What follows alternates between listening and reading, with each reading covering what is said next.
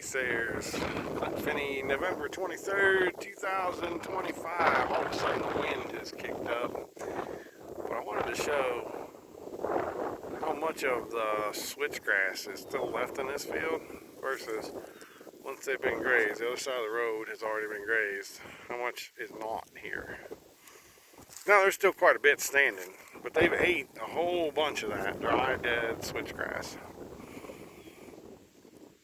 Maybe, just maybe, I ought to go take a test on that. It just looks like straw to me, but they're eating it, and I don't know why they're eating it. It'd be a good study to know, is there any value in it? Like, would it keep a dry cow ticking through the winter? Because it sure would be easier to stockpile switchgrass than it would just about anything else in that dry form. So, this bears a question. Anyway, just moved these cows into here. There's a bale up there and 2 bales here that they'll be here 3 days. It's a big chunk of grass. It's a whole lot bigger than normal. So a good 3 days, maybe into the 4th morning before they're going to be ready to move. But taking right along, everybody looks good. Got to get mineral out. Just brought another tub out. But I was just sort of shocked as I drove around. This is probably the heaviest part of the switchgrass, really, in the whole field.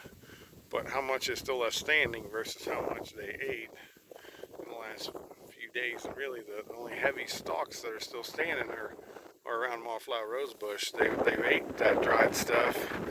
I guess I ought to step over here and see. There's a couple stems laying on the ground, but they ate the leaf part of it.